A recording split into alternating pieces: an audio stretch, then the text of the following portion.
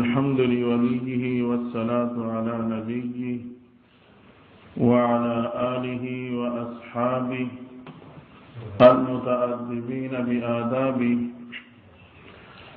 أما بعد فأعوذ بالله من الشيطان الرجيم. بسم الله الرحمن الرحيم.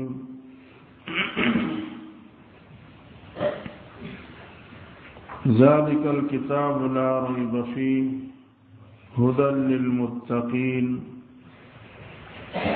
قال النبي صلى الله عليه وسلم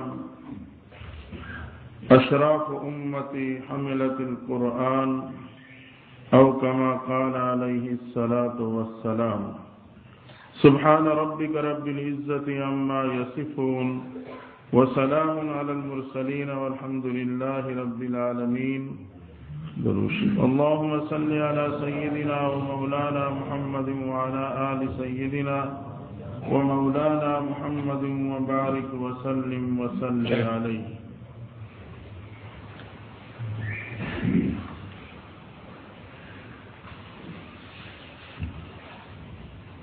قرآن مجید کی نسبت سے اس تقریب سعید کا انعقاد ہے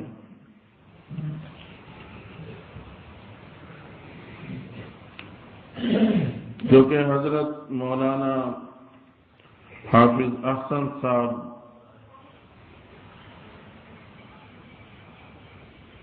جنہوں نے ایک خاص جذبے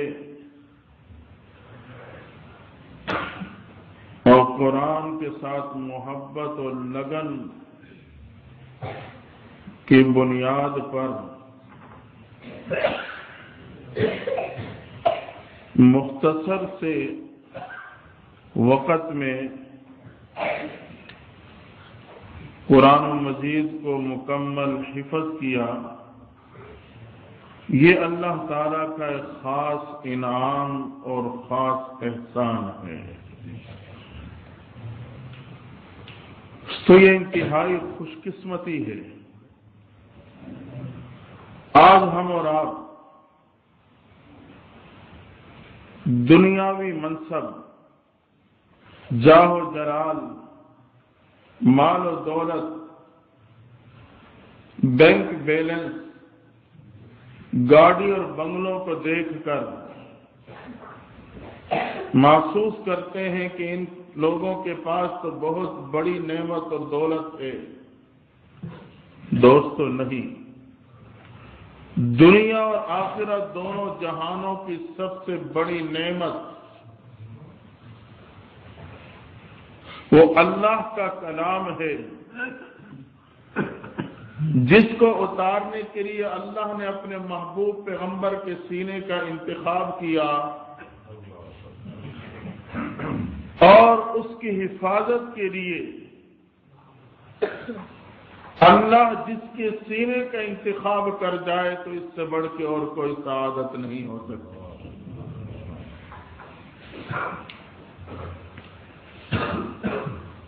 لیکن اللہ کی منشا یہ ہے، وہ چاہے تو بغیر محنت کے عطا کر دے، چاہے تو بغیر طلب کے عطا کر دے. وہ ہر ایک چیز پہ قادر ہے، لیکن منشا یہ ہے کہ پہلے بندے کی طرف سے کچھ طلب کا اظہار ہو، کچھ تڑپ کا اظہار ہو. جب بندے کی طرف سے طلب و تڑپ کا اظہار ہوتا ہے، اللہ تعالیٰ اس کی سچی طلب و تڑپ پہ اسے نعمت عطا کر دیتے ہیں. ہاں، جس کی ایک زندہ مثال میرے اور آپ کے سامنے ہے اس موقع پہ کہ مکمل علم حاصل کرنے کے بعد شوق پیدا ہوا، جسے حضرت مولانا عبدالجبار صاحب برکاتہ فرما رہے ہیں، اور پھر ایک تسلسل کے ساتھ تو یہ کام محبت کے بغیر نہیں ہو سکتے. جب تک قرآن کی محبت دل میں اتر نہ جائے تو یہ کام نہیں ہو سکتا. پر اللہ تعالیٰ ان کو، ان کے والدین کو، اساتذہ کو اس کی برکات نصیب فرمائے. اللہ تعالیٰ ہمیں اور آپ کو بھی، ہمارے اولاد کو بھی قرآن کی یہ نعمت و دولت نصیب فرمائے، اور اس کے ساتھ ساتھ اس کی پہ عمل کرتے ہوئے زندگی گزارنے کی توفیق عطا فرمائے۔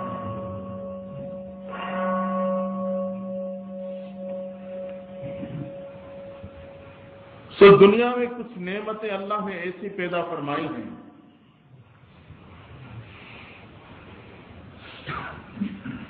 کہ جس کو صرف دیکھنا بھی اللہ تعالیٰ عبادت میں شامل فرما لیتے ہیں۔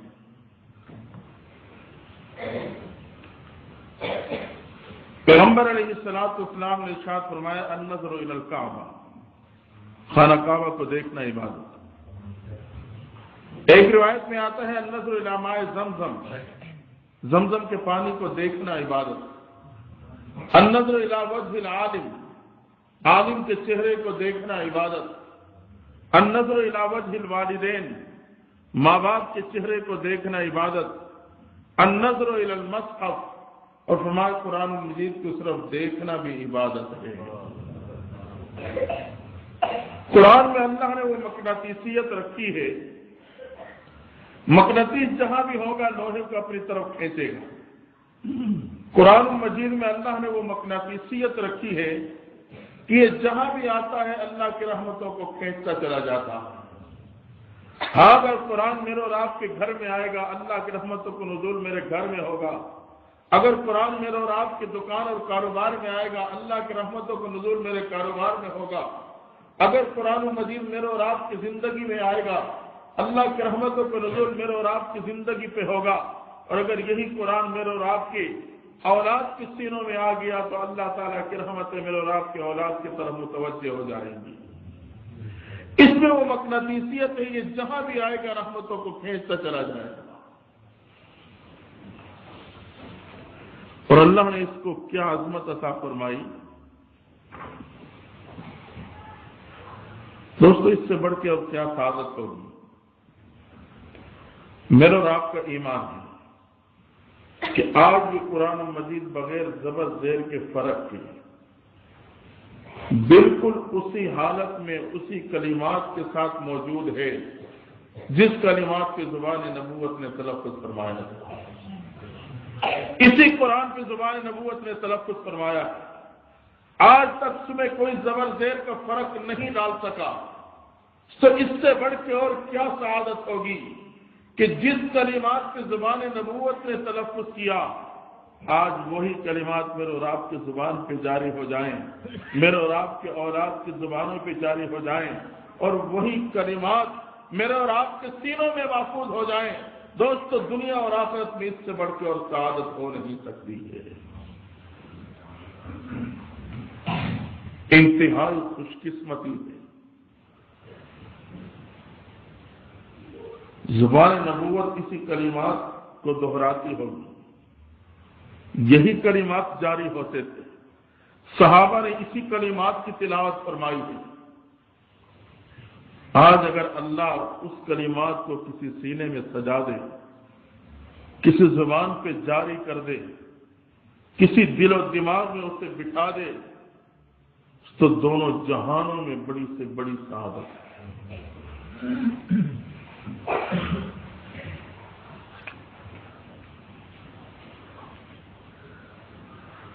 قرآن میں آج بھی وہ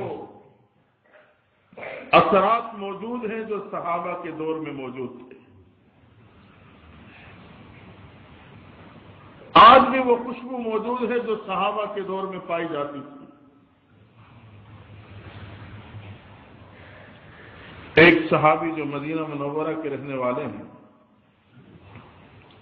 اپنا واقعہ خود بیان کرتے ہیں کہ میں رات کے آخری حصے میں اٹھا، قرآن کی تلاوت شروع کی، تلاوت کرتے کرتے طبیعت مچلی اور میں نے بلند آواز سے تلاوت شروع کر دی۔ جب بلند آواز سے تلاوت شروع کی تو صحن میں ساتھ ہی جہاد میں استعمال ہونے والا گھوڑا بندھا ہوا ہے، ایک معصوم بچہ ساتھ سویا ہوا ہے۔ جب میں نے بلند آواز سے تلاوت شروع کی تو آسمان سے ایک روشنی زمین کی طرف آنے لگی۔ گھوڑے نے جب اسے دیکھا تو کھدکنے لگا۔ میں بچے کے خوف کی وجہ سے کہ یہ نقصان نہ پہنچا دے آواز کو میں نے آہستہ کر لیا۔ فرمایا جب میں نے آواز کو پست کیا تو روشنی دوبارہ پرواز کر گئی۔ میں نے پھر تلاوت کرتے کرتے طبیعت مچلی، کیفیت بنی، بلند آواز سے تلاوت شروع کر دی۔ پھر وہ روشنی زمین کی طرف اترنے لگی، جانور نے دیکھا تو پھر وہ کودنے اور پھسکنے لگا۔ میں اس خوف سے کہ بچے کو نقصان نہ پہنچا دے میں نے دوبارہ آواز کو آہستہ کر دیا۔ روشنی پھر بلندیوں کی طرف پرواز کر گئی۔ فرمایا اسی کشمکش میں رات کا آخری حصہ مکمل ہوا۔ الگ صبح میں فجر ہی میں پیغمبر صلی اللہ علیہ وسلم کی خدمت میں حاضر ہوا۔ میں نے کہا اللہ کے نبی صلی اللہ علیہ وسلم آج رات میرے ساتھ یہ معاملہ پیش آیا ہے، تو اس بات کا پیغمبر صلی اللہ علیہ وسلم نے فرمایا میرے صحابی مجھے اس ذات کی قسم جس کے قبضے قدرت میں میری جان ہے، اگر تو صبح تک بلند آواز سے قرآن کی تلاوت کرتا رہتا تو آج مدینہ کے شہری اپنی آنکھوں سے فرشتوں کا دیدار کر لیتے۔ یہ فرشتوں کا نزول تھا جو قرآن کی تلاوت کی وجہ سے عرش سے فرش کو اترنے پہ مجبور تھے۔ تو قرآن میں آج بھی وہ طاقت اور قوت موجود ہے جو صحابہ کے دور میں تھی، لیکن میرے اور آپ کے دل میں وہ طلب نہ رہی۔ تو ہم سوچیں سال ہر سال گزر جاتا، شاید ہم نے قرآن اٹھا کے پڑھا یا پڑھتے پڑھتے اسے تلاوت کی صورت میں مکمل کیا۔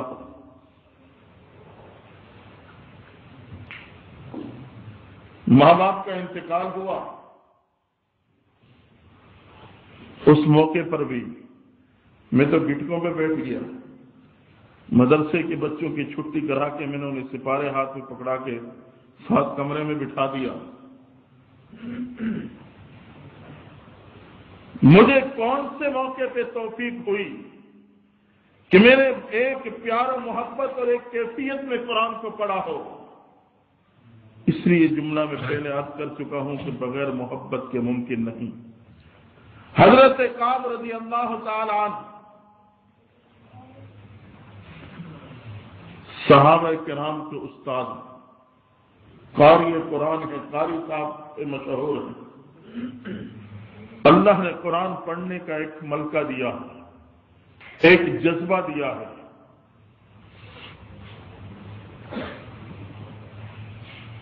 قرآن مجید کی تلاوت فرما رہے ہیں، تلاوت جاری ہے کہ پیغمبر اصلاۃ والسلام تشریف لے آئے۔ آپ نے محسوس کر لیا کہ آپ تشریف لائے ہیں اور کھڑے ہو گئے ہیں، آپ نے تلاوت روکی۔ جب تلاوت روکی تو پیغمبر صلی اللہ علیہ وسلم نے فرمایا آپ تلاوت کو جاری رکھیے۔ صحابہ اشاروں کو جاننے والے تھے۔ فرمایا اللہ سمانی، محبوب پیغمبر کہ اللہ نے میرا نام لے کے کہا ہے۔ آپ نے فرمایا ہاں اللہ سما کا، اللہ نے تیرا نام لے کے کہا ہے کہ جاؤ حضرت کعب کو کہہ دو کہ وہ قرآن کی تلاوت کرتا رہے اور آپ ان کی تلاوت کو سنتے رہیں۔ یوں کیفیات قرآن سے ایک تعلق اور محبت کا ایک جذبہ تھا۔ آج ہم اور آپ بھی فرمائشیں کرتے ہیں، کوئی کسی چیز کی فرمائش کر رہا ہے، کوئی کسی چیز کی فرمائش کر رہا ہے۔ آج تو حقیقت یہ ہے اوریانی اور فحاشی نے آج مسلمان نوجوان کو راستے سے ہٹا دیا۔ صبح سے شام تک گانوں کی فرمائشیں ہیں۔ تو صحابہ بھی انسان تھے، لیکن ان کی ایمانی قوت، ان کا اخلاص، ان کا جذبہ اور تو کیفیت یہ تھی کہ اللہ کی ذات خود اپنے کلام کی فرمائش کرتا ہے کہ میرے محبوب میرے فلاں بندے سے کہہ دینا کہ وہ قرآن کی تلاوت کرتا رہے۔ تو یہ کیفیات ہیں۔ اللہ چاہے تو ویسی بھی عطا کر سکتا ہے، لیکن اس کی منشا یہ ہے کہ بندے کی طرف سے طلب و طلب کا اظہار ہو، پھر اللہ تعالیٰ مہربانی کا معاملہ فرما دیتا۔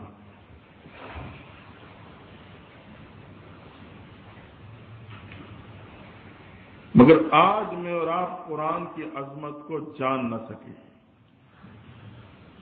حقیقت یہ ہے کہ ہم نے قرآن کو نہیں جانا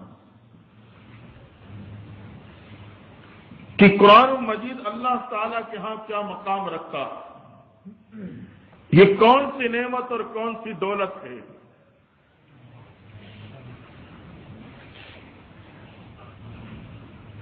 پیغمبر علیہ السلام فرماتے ہیں کہ بکل حرف 10 حسنہ، بکل حرف 20 حسنہ، بکل حرف 70 حسنہ۔ فرمایا اللہ تعالیٰ قرآن کی ایک ایک حرف کی تلاوت پہ 10، 20 اور 70 نیکیاں عطا فرماتا ہے۔ ایک ایک حرف کی تلاوت پہ 70 نیکیاں عطا فرماتا ہے۔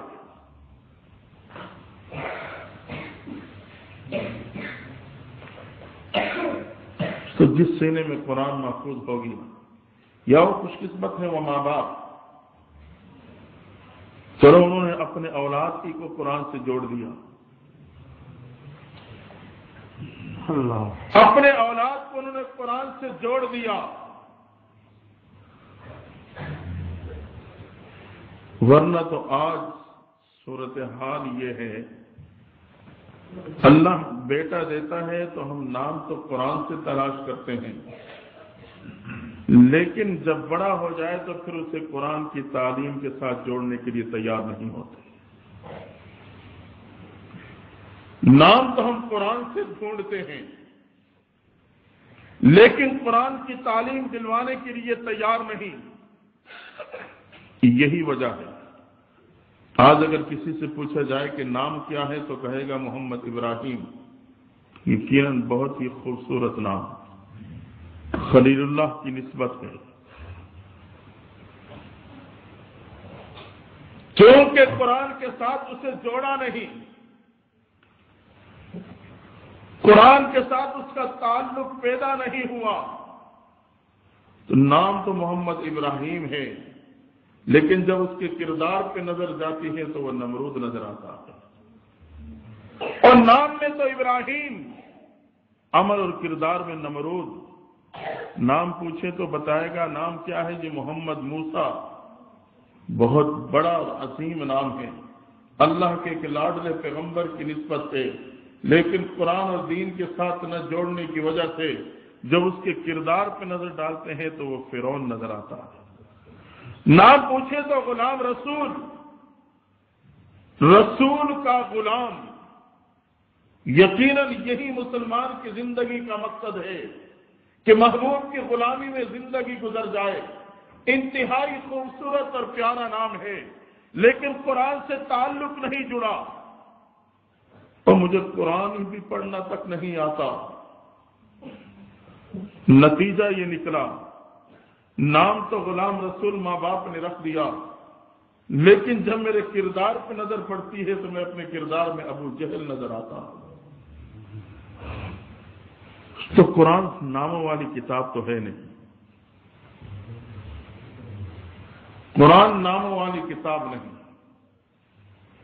یہ تو ایک دستور عمل ہے، کردار کا درس دینے والی ہے۔ تو جب ہم قرآن سے جڑیں گے یقیناً پھر اللہ تعالی مجھے اور آپ کو دنیا اور آخرت میں راحت و سکون اور عزت کی زندگی عطا فرما دے گا۔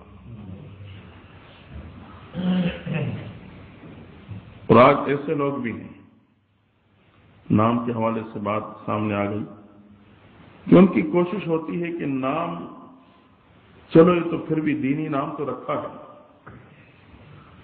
ایک اسلامی نام تو ہے۔ ایسے مسلمان بھی ہیں کہ کوشش یہ ہوتی ہے کہ کسی گلوکار کی نسبت ہو، کسی کھلاڑی کی نسبت ہو، یا کوئی ایک ایسا نام ہو جس کی نسبت کوئی دین اور اسلام سے نہیں، اور اس پہ ہم خوش ہوتے ہیں۔ اور دوسری بات یہ کہ اگر کوئی اسلامی نام رکھتے بھی ہیں تو آج ایک عجیب صورتحال بنی، مولانا عبدالجبار صاحب کے پاس آ جائیں گے، حضرت یہ نام ہے، ان کے معنی تو بتانا۔ بھئی اگر ایک علمی اضافے کے لیے پوچھنا چاہتے ہیں وہ تو ٹھیک ہے، علم میں اضافہ ہو جائے گا، کوئی حرج نہیں، پوچھنا چاہیے، لیکن اس کے معنی کو دیکھ کر نام رکھنا دوستو نہیں، معنی کو نہیں، ہم نسبت کو دیکھیں۔ ہم نسبت کو دیکھیں کہ اس نام کی نسبت کہاں جاتی ہے۔ دوستو، اس ناموں سے بڑھ کر اور کون سے نیک بخت نام ہوں گے جو نام پیار و محبت میں محبوب کی زبان پہ جاری ہو چکے ہیں، اور جن ناموں کو زبان سے محبوب نے ادا کیے، اس نام سے انہوں نے صحابہ کو پکارا۔ اگر میں اسی نسبت کو لے لوں کہ صحابہ کے جتنے نام ہیں یقیناً محبوب کی زبان پہ اس کا تلفظ ہوا ہے، میرے محبوب پیغمبر کی زبان پہ یہ نام جاری ہوا ہے، بس میرے لیے نسبت ہی کافی ہے۔ اگر میں اس نسبت کو دیکھ کے اولاد کا نام رکھوں گا، یقیناً اس نام کا اثر اس کی زندگی پہ ضرور پڑے گا۔ آج جو پرچی لکھ دیں گے فلاں ٹائم پہ فلاں وقت پہ فلاں دن بیٹا پیدا ہوا ہے، جی یہ ستاروں کو لڑا کر ذرا بتانا اس کا نام کیا رکھے۔ اس کی شریعت میں کوئی حیثیت نہیں، اس کی شریعت میں کوئی حیثیت نہیں۔ بس ٹھیک ہے، اللہ نے روزی لکھی ہے، تو ہم ویسے نہیں مانتے تو پھر ویسے ہی تھے۔ تو نسبت دیکھیں، اسلامی نام، صحابہ کے نام، تو اس نسبت کی وجہ سے اللہ تعالیٰ زندگی پہ اثر ڈال دیتا ہے۔ تو جب قرآن مجید اور قرآن والوں سے تعلق جڑے گا، یقیناً دنیا اور آخرت کی سعادتیں حاصل ہو جائیں۔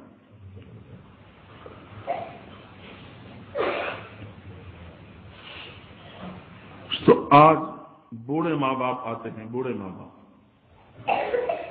کچھ باتیں ایسی ہوتی ہیں جو ہمارے سامنے اس کا مشاہدہ ہوتا ہے۔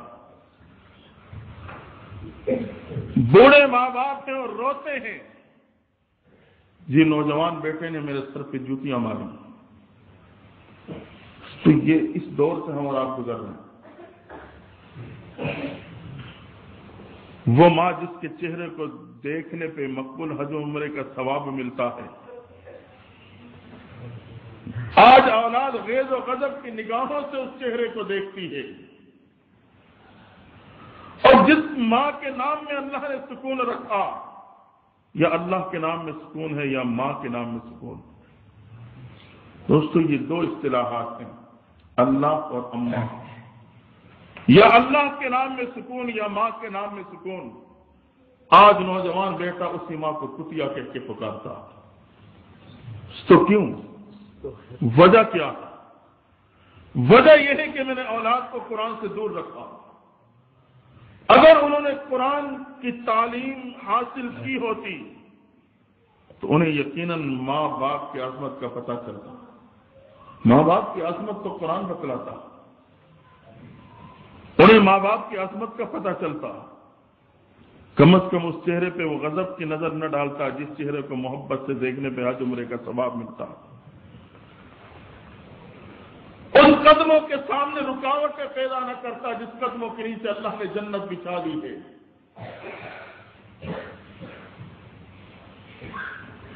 اور دامن کو چھوڑ کر ماں باپ کو بے سہارا نہ کرتا جس دامن میں اللہ تعالیٰ نے ایسی برکتیں رکھی ہیں کہ اس دامن کا واسطہ دے کے دعا کی جائے تو اللہ قبول فرما لیتے ہیں۔ لیکن جب پتہ ہی نہیں ماں کی عظمت کیا ہے اور باپ کا مقام کیا ہے، تو پھر یہی حالات سامنے آئیں گے۔ اس لیے ہم قرآن کی عظمت کو دل میں بٹھائیں، اولاد کو قرآن کے ساتھ جوڑیں، دنیاوی تعلیم دیں لیکن قرآن کی تعلیم سے محروم نہ رکھیں۔ ایک وقت تھا کہ ماں باپ اپنے اولاد کے بارے میں اس حوالے سے فکر مند رہتے تھے۔ دہلی میں ایک بچہ پیدا ہوا، اللہ کی شان، باپ کی شفقت کا سایہ اس کی دنیا میں آنے سے پہلے ہی اٹھ چکا۔ بیٹا پیدا ہوتا ہے، ماں اس کا نام قطب الدین رکھتی ہے۔ بڑا ہوا، پڑھنے کے قابل ہوا، ماں نے ہاتھ سے پکڑا، ساتھ ہی مسجد المدرسے میں لے آئی۔ قاری صاحب میں بچے کو قرآن پڑھانا چاہتی ہوں، اسے حافظ قرآن بنانا چاہتی ہوں، تاکہ اس کے معصوم ہاتھوں میں قرآن ہو، معصوم زبانوں پہ قرآن ہو، معصوم نگاہیں قرآن کو دیکھیں، اور یہ قرآن کے ساتھ جڑے گا، میری اور اس کے بعد کی قبر ٹھنڈی ہو جائے گی، قیامت کے دن میرے لیے صدقہ جاریہ بنے گا، یہی اولاد میرے لیے آخرت پہ کام آ جائے گی۔ قاری صاحب کی منت و سماج کرتے ہوئے بٹھا دیا، قاری صاحب اسے قرآن پڑھانا شروع کر دیتے ہیں، پھر کلاس میں داخل ہو جاتا ہے۔ اب جب بٹھا کے واپس لوٹتی ہے تو واپس آ کے بے فکر نہیں ہوئی، بس اب قاری صاحب جانے اور مسجد کا معاملہ جانے، نہیں، گھر میں آ کے بیٹھی، جیسے ہی داخل ہوئی تو ایک اور سوچ اور فکر شروع ہو گئی کہ قرآن کے ساتھ تو جوڑ چکی ہوں، لیکن اب اللہ کا تعلق کیسے اس کے دل میں پیدا کروں اور اللہ تعالیٰ کی عظمت کو کیسے اس کے دل میں بٹھاؤں، کیونکہ ابھی تو یہ چھوٹا ہے، قرآن کو تو صرف تلفظ کے ساتھ اسے پڑھے گا اور یاد کرے گا، ابھی تو وہ اس کی ترجمے اور تفسیر اور مفہوم کو تو سمجھ نہیں پاتا، اب اس کے دل میں اللہ کی محبت کو ابھی سے کیسے بٹھانے کی کوشش کروں۔ سوچ بچار کے بعد ایک تدبیر بناتی ہے، سوچ ذہن میں یہ بات آ گئی کہ بچہ تو پڑھنے گیا ہوا ہے، جلدی سے اس کے لیے کھانا بنایا، کھانا بنا کے اس کے بستر میں چھپا کے رکھ دیا۔ بیٹا جب گھر آیا، بچہ جب پڑھ کے آتا ہے، یقین وہ بھوک سے ماں کو پکارتا ہے، امی بھوک لگی ہے، کھانا کھلا دینا۔ ماں جلدی سے اٹھی، مصلی ڈالا، مصلی ڈال کے بیٹے سے کہا، بیٹا اس مصلی پہ بیٹھ جانا، بیٹھ کے ہاتھ اٹھا کے اللہ سے دعا شروع کر دینا، اللہ مجھے بھوک لگی ہے، کھانا دے دینا، وہ ذات تجھے کھانا کھلائے گی۔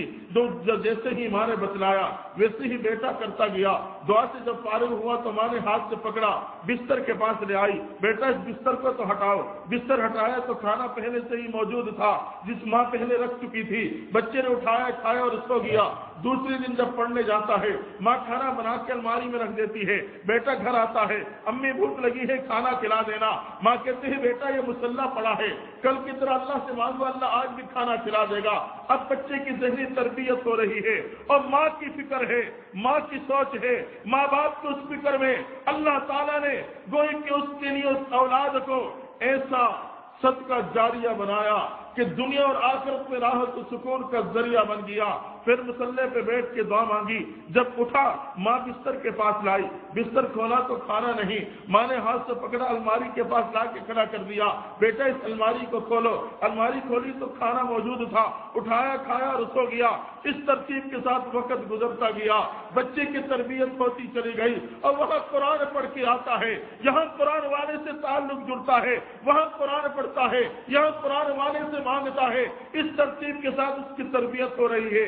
اتفاقاً ایک دن بچہ تو پڑھنے چلا گیا، والدہ کے پڑوس میں کسی کی بیمار پرسی کے لیے جانا پڑا، وہ پڑوس میں بیمار پرسی کے لیے جاتی ہے، جب گئی تو وقت اتنا لگا کہ اسے اندازہ نہ ہو سکا۔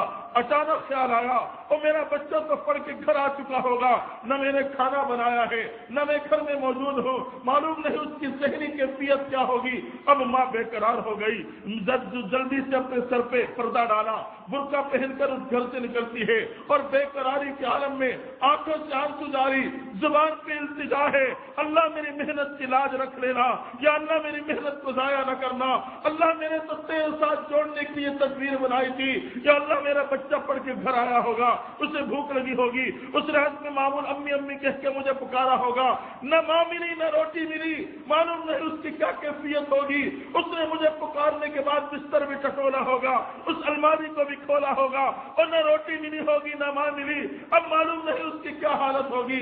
اب ماں زاروں قطار رو رہی ہے۔ دوستو، جب ماں باپ کے آنسو کے قطرے گرتے ہیں، جب ماں باپ اپنے اولاد کے لیے فکر مند ہو جاتے ہیں، یقیناً وہی بچپن میں ماں باپ کی فکر وہ پھر ایک وقت کام دکھا لیا کرتی ہے۔ ہاں، پھر وہی اولاد ان کے لیے صرف دنیا میں سکون نہیں، وہ قبر میں بھی سکون کا ذریعہ بن جاتی ہے۔ اب ماں جب گھر پہنچی، دیکھا تو بچہ سویا ہوا اور بے قرار ہو گیا۔ شاید مجھے تلاش کرتے کرتے، کھانا تلاش کرتے کرتے کچھ نہ ملا اور بھوک اور پیاس میں اسی طرح میرا بیٹا سو گیا۔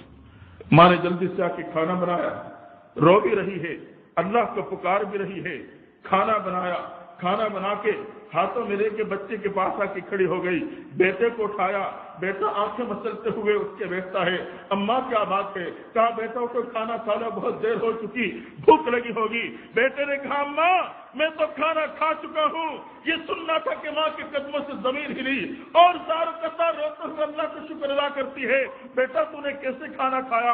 امی آپ نے خود ہی تو بتلایا تھا، آج جب میں پڑھ کے آیا تو میں نے آپ کو آوازیں دی، آپ کہیں مجھے پتہ نہ چل سکا، میں گھر میں تلاش کرتا رہا، آپ تو مجھے نہ ملی۔ میں نے پھر آ کے اللہ سے دعا مانگی، دعا مانگ کے پھر میں نے جب بستر کو اٹھایا اس میں کھانا موجود تھا، لیکن امی اس کھانے میں اتنا مزہ تھا جو پہلے کبھی کسی کھانے میں نہیں آیا تھا۔ ہاں یہ ماں باپ کی فکر کا نتیجہ ہے، تو اللہ کی ذات لاج رکھتی ہے، وہ کسی کی محنت کو ضائع نہیں کرتی۔ ماں باپ تو بچپن میں فکر کر لیتے ہیں، اولاد جب جوان ہوتی ہے اللہ تعالیٰ پھر ایسے عظمتوں سے نواز دیتے ہیں، وہ ماں باپ کی اس دنوں کے کرونا دھونا، اس دنوں کی دعائیں، اس دنوں کی وہ فکر، وہ پھر کام دکھا دیا کرتی ہیں۔ بعض دفعہ ایسے بھی ہوتا ہے کہ مائیں زبان سے ہر وقت برا بلا کہتی ہیں، گالی گلوچ سے بد دعا ہے، اور تم مر جائے، گوئے کی زبان سے بد دعائیں دے رہی ہیں، لیکن ادھر بیٹا بھی چھوٹا ہوتا ہے، اللہ کہتے ہیں کہ ابھی پھل کچا ہے، لیکن ماں کی زبان سے نکلتے ہوئے کلمات وہ ضائع نہیں ہوتے، اسے محفوظ کر لیا جاتا ہے، کیونکہ پھل ابھی کچا ہے تو اللہ توڑتے نہیں۔ جب وہ پھل پک جاتا ہے، بیٹا جوانی کو پہنچتا ہے اور جوانی کے عروج پہ ہے، ماں باپ کا سہارا بن رہا ہے، اب وہی بد دعا جو اس نے پہلے دی تھی وہ تو بد دعا دے کے فارغ، اسے تو اندازہ نہ ہوا کہ میری زبان سے نکلتے ہوئے کلمات کا کہ اللہ کہاں کیا مقام ہے، اور اس وقت تو پھل کچا تھا، اللہ نے نہ توڑا، تو نے توڑنے کو کہا، جب وہ جوان ہوا تیرا سہارا بنا، اب تیری وہی بد دعا کام دے جاتی ہے، وہی اب بیٹا جو تیرا سہارا بنتا ہے وہ تیرے سے جدا ہو جاتا ہے۔ پھر ہم خون کے آنسو روتے، بچہ جوانی میں چلا گیا، یہی میرا سہارا تھا وہ بھی ختم ہو گیا، کاش کہ میں نے سوچا ہوتا، جب میں بد دعائیں دے رہی تھی تو میں نے نہیں سوچا۔ تو پھر ایسے ماں باپ بھی ہوتے ہیں جو بچپن ہی میں اللہ سے اولاد کے بعد اس کی قبولیت مانگتے ہیں، یا اللہ میری اولاد کو قبول کر لینا، اپنے دین اور اپنے قرآن کے لیے قبولیت عطا کر دینا، اور فکر مند رہتے ہیں، نمازوں کے بعد ہاتھ اٹھا کے اللہ کو پکارتے ہیں، اپنی دعاؤں میں اپنے اولاد کو یاد رکھتے ہیں۔ ہاں وہی ماں باپ کی دعائیں یا وہی ماں باپ کی جو فکر ہوتی ہے، پھر وہ ایک دن ایسا کام دکھاتی ہے، ایسا رنگ چڑھاتی ہے کہ اس کے اولاد صرف دنیا میں راحت و سکون نہیں، پھر وہ قبر اور میدان حشر میں بھی ان کی راحت کا ذریعہ بن جاتی ہیں۔ یہ حقیقت ہے۔ تو وہی قطب الدین، جس بچے کے لیے ماں باپ اس انداز سے فکر مند رہے، جب وہ بچہ بڑا ہوا، ماں کی دعائیں تھیں، اللہ نے اسے کیسا رنگ لگایا، کیسی عظمت عطا فرمائی، صرف خود نہیں بلکہ اس کے ہاتھ اللہ نے بہت سے بھٹکے ہوئے لوگوں کو سیدھا راستہ دکھا دیا، اور وہ ماں باپ کے لیے ایسا صدقہ جاریہ بنا کہ ہر طرف سے ان کے ذریعے سے اللہ نے ہدایت کے راستے کھول دیے۔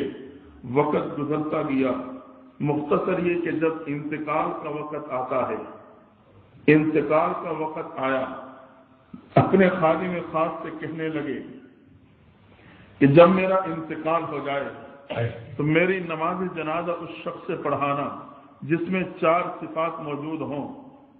پہلی بات کہ وہ فرائض تو فرائض لیکن نوافل کی بھی پابندی کرنے والا ہو، دوسری بات کہ تکبیر تحریمہ کا اہتمام کرنے والا ہو، تیسری بات نماز تہجد کا پابند ہو، چوتھی بات اپنی نگاہوں کی حفاظت کرنے والا ہو۔ فرمایا جو تکبیر تحریمہ، نماز تہجد، فرائض کے ساتھ نوافل اور نگاہوں کی حفاظت کرنے والا ہوگا وہی میرے نماز جنازہ پڑھائے گا۔ حضرت کا انتقال ہو گیا، بات جنگل میں آگ کی طرح پھیر گئی، ہر طرف سے متعلقین اور متوسلین وہ میدان میں جمع ہوتے چلے گئے، ایک جم غفیر ہے، سر ہی سر نظر آ رہے ہیں، جنازہ میت بھی لائی گئی، رکھ دی جاتی ہے، ادھر دھوپ کی تپش ہے، وقت گزرتا جا رہا ہے، لوگ گوئے کے اس انداز سے کھڑے ہیں اور بے قراری کے عالم میں ہیں، دھوپ کی گرمی کی شدت بھی ہے، کچھ لوگ تو بے ہوش ہو کے گرنے لگے ہیں، اب بے قراری بڑھ گئی، ہر ایک کی نگاہ دوسرے پہ جمی کہ یہ آگے بڑھ کے جنازہ کیوں نہیں پڑھاتا، قوم بے قرار ہے، مخلوق پریشانی کے عالم میں ہے، جنازے میں سعادت حاصل کرنے کے لیے آئے ہیں۔ خیر اچانک ایک شخص آگے بڑھتا ہے، لوگوں کی طرف متوجہ ہوا اور کہنے لگا کہ حضرت نے انتقال سے پہلے 4 وصیتیں کی تھی، یہ وصیت کی تھی جس میں یہ 4 صفات موجود ہوں، وہ میرا نماز جنازہ پڑھائے۔ کہا خدارا اگر ایسے شخص اس مجمع میں موجود ہے تو وہ آگے آ کے حضرت کا نماز جنازہ پڑھائے، وہ اللہ کی مخلوق بے قرار اور پریشانی کی حالت میں کھڑی ہے۔ اب یہ سننا تھا کہ لوگوں کی نگاہیں جمی کی جمی رہ گئی، قدم کھڑے کی کھڑے رہ گئے، ہر ایک دوسرے کو اس انداز سے دیکھ رہا ہے کہ کون ہوگا ایسا شخص جس میں یہ 4 صفات موجود ہیں۔ کچھ دیر تک تو بالکل سناٹا ساری تھا، اچانک ایک شخص اپنے چہرے پہ رومال ڈالے ہوئے صفوں کو چیرتا ہوا آگے بڑھتا ہے۔ جب وہ حضرت کے میت کے پاس آیا، چہرے سے کفن کا کپڑا ہٹایا، پیشانی پہ بوسہ دیا، روتے ہوئے کہا حضرت آپ تو پردہ فرما گئے لیکن مرد میرے پردے کو فاش کر گئے، لوگ ایڑیوں کے بل پنجوں کے بل کھڑے ہو کر دیکھنا چاہتے ہیں یہ کون سا شخص ہے۔ یہ تو لگتا ہے کوئی ایسا انسان ہوگا جس کی کوئی دنیاوی ضروریات نہ ہوگی، جس کی کوئی مصروفیات و ذمہ داریاں نہ ہوں گی، اس نے اپنا ساری زندگی کا وقت مسجد میں ہی گزار ڈالا ہوگا اور ایسے عملی زندگی کو اس نے گزارا ہے۔ لیکن جب وہ قوم کی طرف متوجہ ہوا، لوگوں کی نگاہوں نے کیا دیکھا، تعجب کی انتہا نہ رہی۔ وہ اللہ کو حاضر ناظر کہہ کے کہتا ہے کہ میں اللہ کو حاضر ناظر جان کے کہتا ہوں کہ یہ 4 صفات میرے میں موجود ہیں۔ لوگوں نے کیا دیکھا کہ وہ اس وقت مسلمانوں کا حکمران شمس الدین التمش تھا، اس وقت مسلمانوں کا حکمران شمس الدین التمش تھا، جس نے بتلا دیا کہ ذمہ داری اور مصروفیات کے باوجود ایک پاکیزہ اور عملی زندگی گزاری جا سکتی ہے۔ تو پھر ایسے لوگوں کے جنازے ایسے ہی لوگ پڑھایا کرتے ہیں، ہاں جن کی ایسی ماؤں کے دامن میں تربیت ہو جائے۔ کاش کہ میرے ماں نے بھی اپنی عصمت کو سمجھا ہوتا۔ آج تو سوتے ہوئے بھی ٹی وی اور ویسیآر کو دیکھتے دیکھتے نیند آ جاتی ہے، صبح سورج سے مقابلہ کرتے ہوئے اٹھتے ہیں۔ ایک وہ وقت تھا رات کو مائیں بچوں کو سلاتی تھی، زبان پہ سورہ ملک کی تلاوت جاری ہے، صبح جھاڑو دیتی ہیں، زبان پہ سورہ یاسین کی تلاوت جاری ہے۔ ہاں جس کا نتیجہ یہ تھا اولاد فرما بردار بنتی تھی، اولاد راہ سکون کا ذریعہ بنتی تھی، آنکھوں کی ٹھنڈک بنتی تھی۔ آج بھی اگر ہم اور آپ خود اور اپنے اولاد کو قرآن کی نعمت سے جوڑ لیں گے، یقیناً اللہ مجھے اور آپ کو دنیا اور آخرت کی راحتیں عطا کر دے گا۔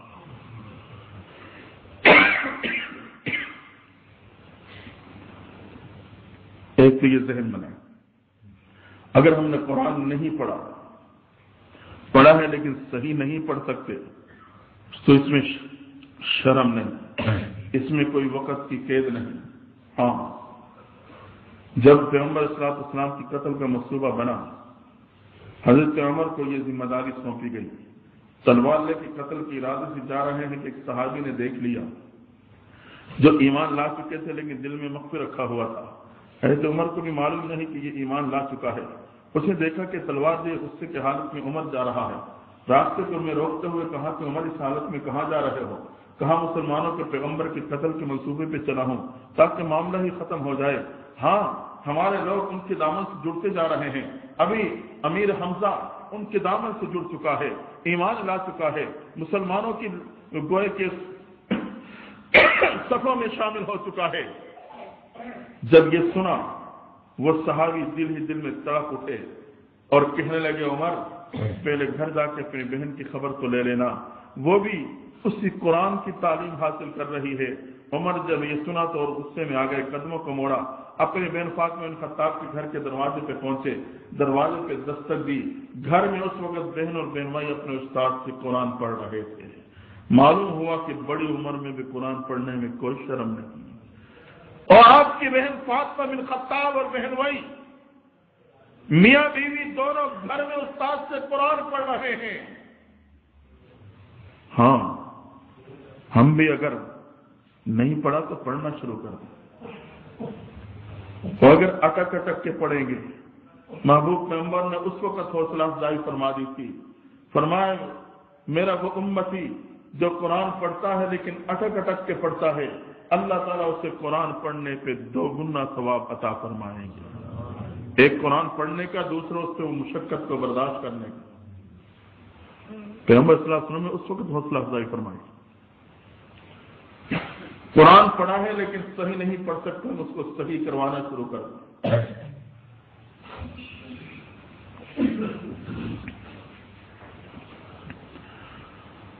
خود بھی قرآن سے محبت اور تعلق جوڑیں، اپنے اولاد کو بھی قرآن کے ساتھ جوڑ دیں، تو یہی قرآن مجید قبر میں روشنی کا ذریعہ ہے، راحت و سکون کا ذریعہ ہے۔ یہی قرآن کل میدان حشر میں میرے اور آپ کا سہارا ہے، اللہ کی عدالت میں میرے اور آپ کا سب سے مضبوط سفارشی ہے۔ پیغمبر علیہ الصلوۃ والسلام فرماتے ہیں قیامت کے دن میدان حشر میں ایک شخص تنہا کھڑا ہے، اپنے آپ کو بے سہارا محسوس کرتا ہے۔ ایک خوبصورت شکل کا نوجوان آئے گا، اس کے پاس آ کے کھڑا ہو جائے گا، یہ اسے تعجب کی نگاہوں سے دیکھے گا، وہ کہے گا تم نے مجھے پہچانا نہیں، کہے گا میں پہچان نہیں سکا، وہ کہے گا میں وہی قرآن تو ہوں جس کو دنیا والوں نے تو مجھے بے سہارا کر دیا تھا، مگر تو نے مجھے سہارا دیا، میرے سے محبت کی اور میرے ساتھ تعلق جوڑا، مجھے بڑے محبت اور خوبصورت انداز سے پڑھا کرتا تھا، آج تو بے سہارا ہے، میں تیرا سہارا بنوں گا۔ حدیث میں آتا ہے وہ اسے اس اللہ کے بندے کو لے کر اللہ کی عدالت میں جائے گا، جا کے اللہ کی رحمت کو جھنجھوڑے گا، یا اللہ میں تیرا کلام ہوں، یہ تیرا بندہ ہے، میری شفاعت اس کے حق میں قبول فرما۔ اور روایت میں آتا ہے کہ بعض صورتیں جو کہ اللہ کی عدالت میں پیش ہو کے اس کے بارے میں سفارش کریں گی، وہ کہیں گی یا تو ہماری شفاعت اس کے حق میں قبول فرما لے یا ہمیں اپنے کلام سے نکال دے۔ اللہ تعالیٰ اس لاڈلے سفارشی کی سفارش کو قبول کرتے ہوئے اس بندے کے حق میں جنت کا فیصلہ عطا فرما دیں گے۔ تو اگر اس سے ہم نے دنیا میں محبت کر لی تو یہ ہمیں تنہا نہیں چھوڑے گا۔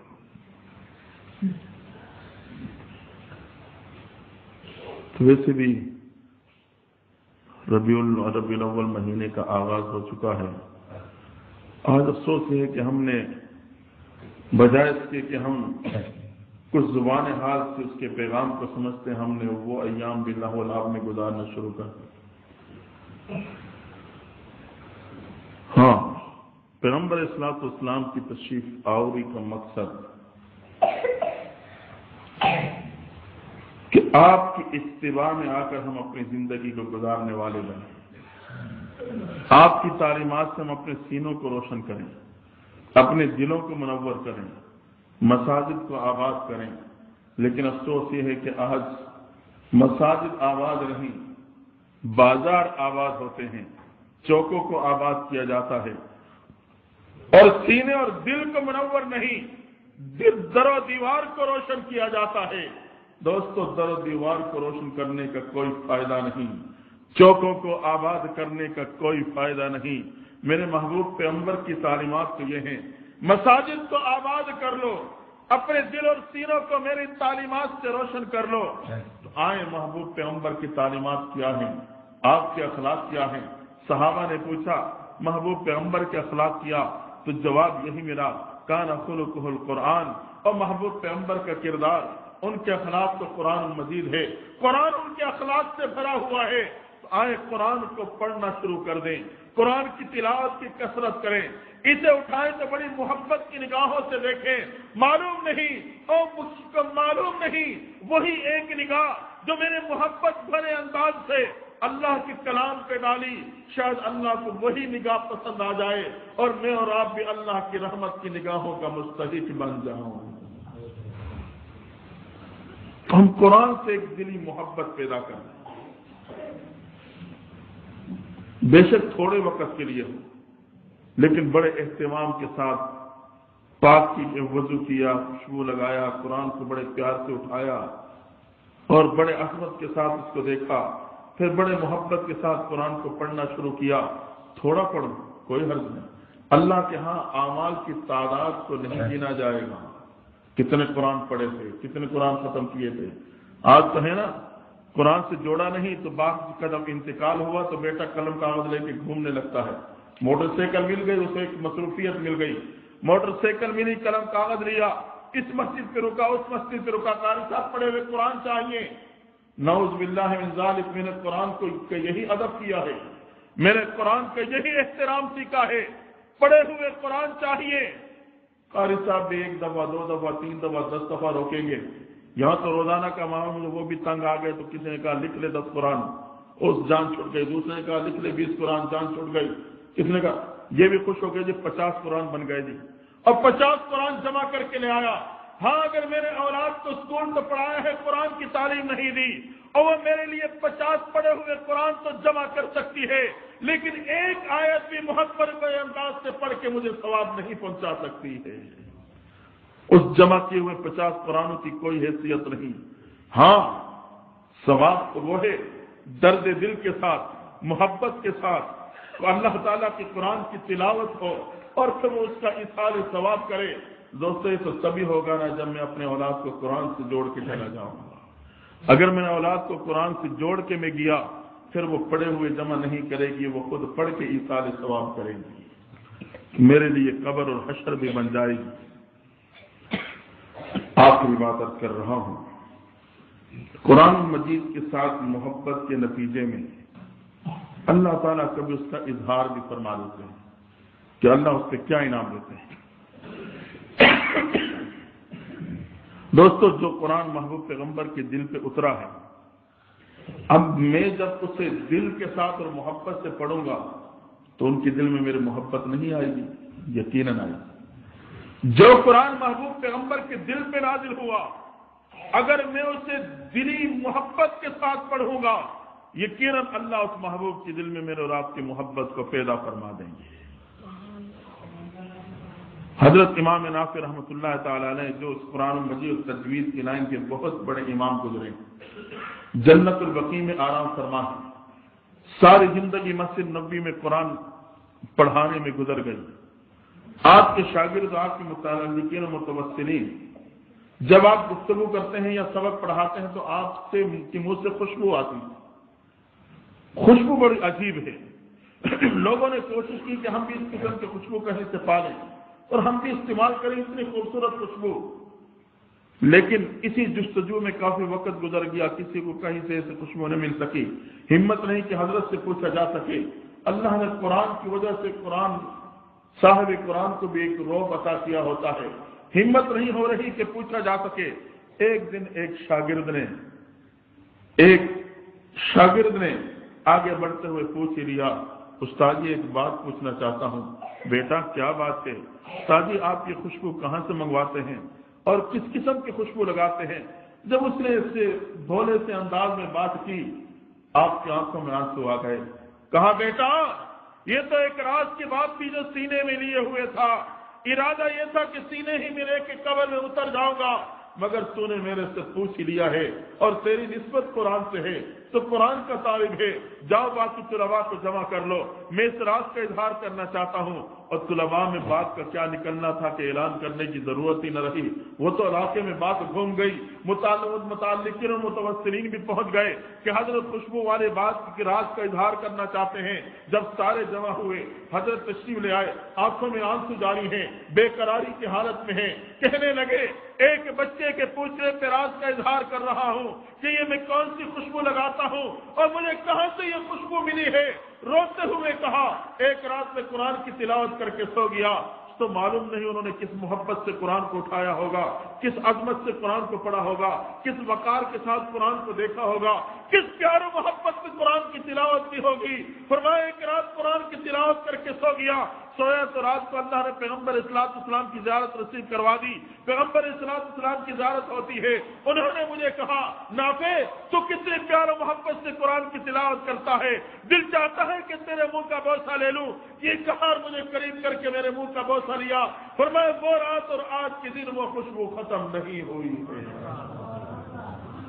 فرمایا یہ وہ خوشبو ہے، وہ رات اور آج کے دن میرے منہ سے وہ خوشبو ختم نہیں ہوئی۔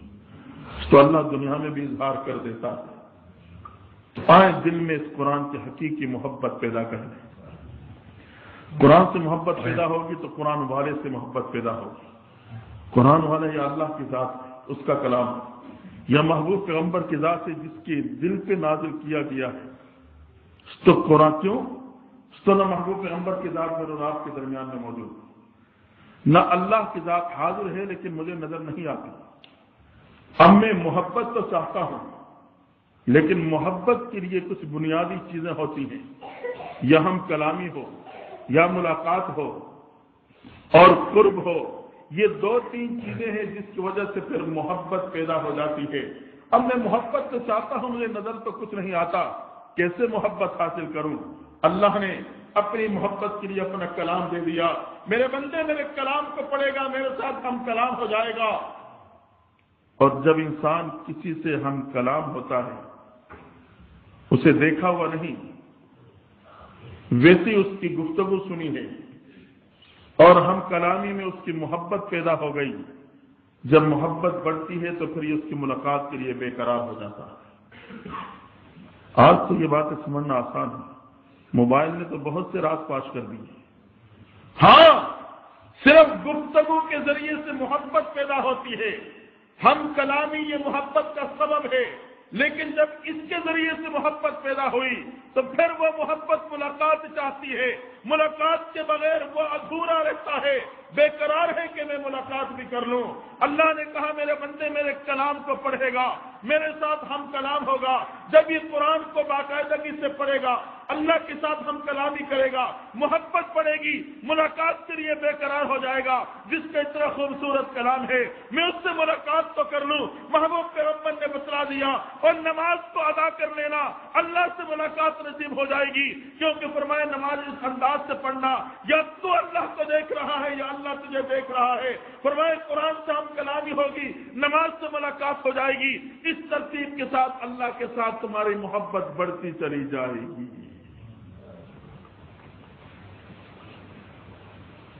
ایک نقطہ عرض کر کے بعد تم کرتا ہوں کہ موسیٰ علیہ السلام تو انبیاء میں سے کسی نبی نے دنیا میں اللہ کو دیکھنے کی خواہش نہیں ظاہر کی تھی، لیکن موسیٰ علیہ السلام نے ظاہر کی، اللہ میں تجھے دیکھنا چاہتا ہوں۔ علماء لکھتے ہیں کہ کیوں؟ انبیاء میں سے کسی نبی نے اس خواہش کا اظہار دنیا میں نہیں کیا۔ ایک موسیٰ علیہ السلام اللہ کو دیکھنے کی خواہش ظاہر کرتے ہیں، فرمائے اس لیے کہ موسیٰ علیہ السلام اللہ سے ہم کلام ہو چکے تھے، اللہ سے کلام کر چکے تھے، اور اللہ سے ہم کلامی نصیب ہوئی تھی، کلیم اللہ تھے، ہم کلام ہونے کی وجہ سے وہ ملاقات کے لیے بے قرار ہو گئے تھے۔ تو قرآن کے ذریعے سے اللہ کے ساتھ گفتگو ہوئی، اللہ اور اللہ کی محبوب پیغمبر کی محبت نصیب ہوتی ہے، اور محبوب کے دل میں بھی میرے اور آپ کی محبت پیدا ہوتی ہے۔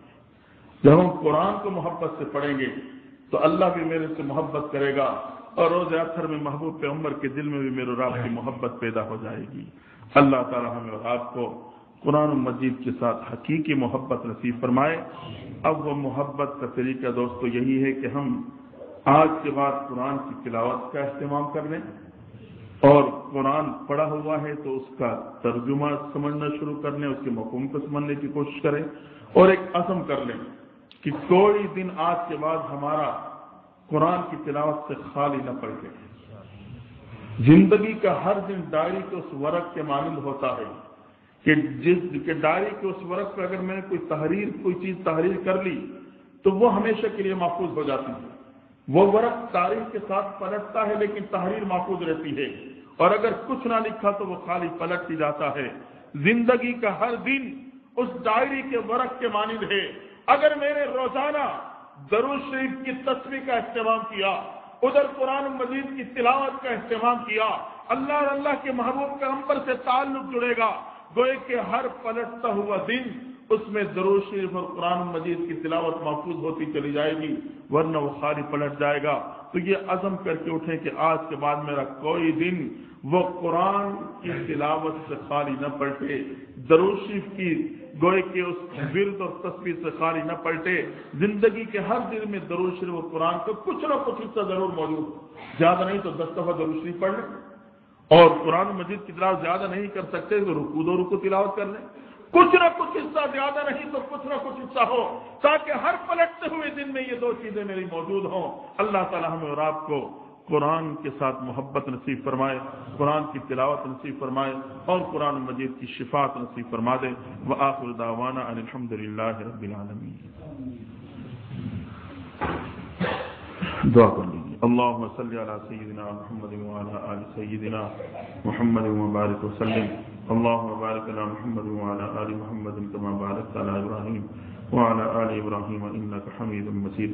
یا اللہ ہم سب کی حاضری کو قبول فرما، اللہ ہمارے سنت سنانے کو قبول فرما، یا اللہ ہم سب پہ رحم و کرم فرما، اللہ قرآن مجید کی محبت نصیب فرما، یا اللہ قرآن مجید کی شفاعت نصیب فرما، اللہ قرآن مجید تعلیمات کے عمل نصیب فرما، یا اللہ ہم سب پہ رحم و کرم فرما، اللہ اس ادارے کی محنت و کاوشوں کو قبول فرما، جتنے طلباء زیر تعلیم ہیں یا اللہ قرآن کی برکات نصیب فرما دے۔